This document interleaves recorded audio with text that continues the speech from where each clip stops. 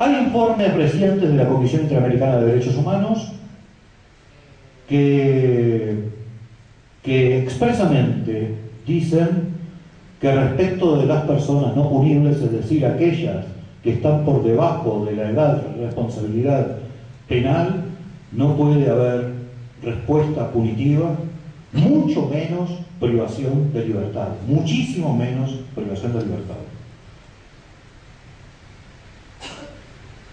Necesidad de una reforma legislativa, dice el texto del programa.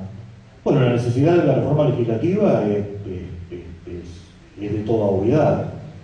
Si los Estados partes tienen la obligación de adecuar la legislación interna al derecho internacional de los derechos humanos, y advertimos, doctrinariamente no hay, creo yo, que no hay ninguna duda o no hay ningún desacuerdo en que viola el derecho internacional de los derechos humanos.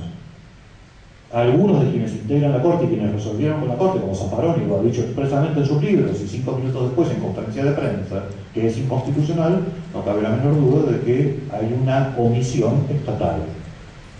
Una larga omisión estatal en dictar una ley que se adecua al derecho internacional de los derechos humanos y que resuelva si quieren aplicar poder punitivo respecto de niños o no. Y si quieren aplicarlo tendrán que darle todas las garantías que el derecho penal liberal desde la Ilustración, desde el siglo XVIII, es decir, desde la reacción a la Inquisición, estableció.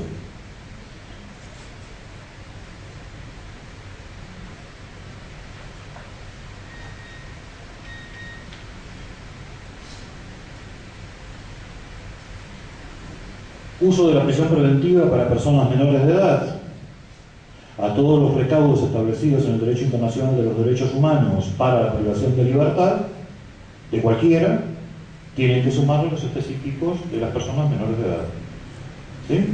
Esto es tener en cuenta que la única conceptualización posible del tiempo no es el cronos, sino también el kairos, y el daño que puede producir en una persona menor de edad una privación de libertad, sobre todo cuando no está muy claro, de modo alguno esté muy claro cuál es la finalidad y por qué en definitiva tiene que pagar la persona menor de edad con su cuerpo y con su alma la ausencia de recursos y de agencias capaces de resolver los casos en un tiempo razonable. Mediación penal juvenil. En realidad todo lo que los que son conceptualizados doctrinariamente como modos alternativos de resolver disputas tendrían que ser los modos naturales de resolver disputas, por cuanto menos en este ámbito. Respecto a la mediación penal juvenil, ¿está todo bien? Sí y solo sí se cumplen algunos requisitos mínimos. Esos requisitos mínimos son, en primer lugar, que existan elementos suficientes de sospecha como para tener a una persona como presunto autor de un delito. Es decir, no que sea como suelo ver habitualmente, que se inicia un expediente y a los 5 minutos se está participando en un proceso de mediación, sin saber cuáles son los hechos de que se le imputen y cuáles las pruebas que habrá en su contra. ¿Sí? Es decir, esto de la mediación, entonces vamos a resolver conflictos. Y primero establezcamos si hay conflictos, ¿no? Que una mención especial tendría que hacer con la denominación ya de uso común, menores en conflicto con la ley penal, o niñas, niños y adolescentes en conflicto con la ley penal. También tendría que hacer una mención de eso, ¿no? No podría dejar de hacerlo, alguna suerte de construcción. En definitiva, niñas, niños y adolescentes en conflicto con la ley penal vino a reemplazar menores delincuentes. Pero no crean que es demasiado afortunada, ¿no? Demasiado afortunada, pues sacó menores y puso niñas, niños y adolescentes. Está bien, menores es la sustantivización de un adjetivo, ¿no? García Méndez decía hace muchos años que había dos categorías en la infancia, los menores y los niños. Los niños son nuestros hijos y los menores son los que transitan por la justicia penal, ¿sí? Y si no, prueben la idea de llegar a sus casas o imaginen algún gerente de una multinacional que llega a su country y pregunta por sus hijos menores de edad y dice: ¿dónde están los menores? Ah, mirá, Juan, están en la clase de rugby, ¿sí? A ver si puede haber una resistencia semántica del vocablo. Pero bueno, pero por fuera de esas cosas que no tiene mucho sentido discutir aquí, me perdí de lo que estaba hablando, que eso es lo peor. ¿De qué estaba hablando? De la mediación, ¿no? Y recordé esto de menores o niñas, niños y adolescentes en conflicto con la ley penal. El conflicto con la ley, yo no sé muy bien qué es el conflicto con la ley, ¿sí? ¿Cómo? Que la transgreda. Bueno, en todo caso, una ley penal lo que tiene que hacer es resolver... Sí, pero una ley penal lo que tiene que hacer es resolver un conflicto. El conflicto no es con la ley. Tiene que haber un conflicto en lo óntico para que sea abordado por una ley. No se puede estar en conflicto con una ley. A menos que prediquemos un animismo con las leyes, que tenemos algunos problemitas. ¿Sí? Pero el conflicto con la ley penal no es conflicto con la ley penal. Tiene un conflicto penal que tiene que ser abordado en una ley. ¿Sí? Ya sé lo que usted me dice. Tan tonto no soy como para no saber eso. Lo que estoy haciendo es dar un paso más y viendo qué es lo que está detrás. Lo que está detrás es eso, antes se lo llamaba, qué sé yo, reglas de Real, se lo llamaba menores delincuentes.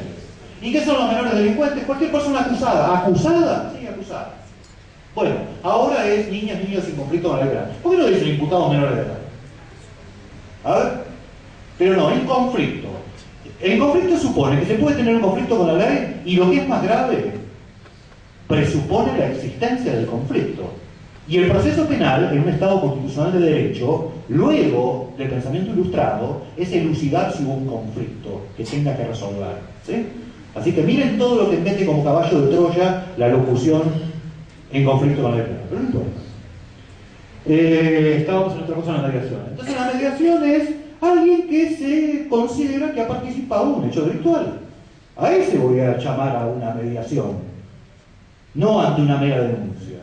Punto 1. Punto 2. Es claro que una mediación tendría que proceder cuando no hay otro método que sea menos lesivo. Yo no tengo problema con usar la palabra lesivo, si le genera problemas le ponen comillas, lesivo para los derechos del imputado. Lesivo para los derechos del imputado. ¿Está diciendo? Sí, estoy diciendo eso. ¿Sí? Si yo tengo un sistema procesal penal que me admite la remisión, ¿por qué voy a ir a una mediación? Cuando la mediación, entre otras cosas, me va a implicar determinadas prestaciones y además, depende de la regulación que sea, pero generalmente la regulación de la mediación está vedado en la participación de un proceso de mediación ulterior dentro de determinado tiempo. Entonces, si es aplicable el instituto de la remisión, ¿por qué la mediación? A ver, ¿sí? Entonces, ¿la mediación? Sí.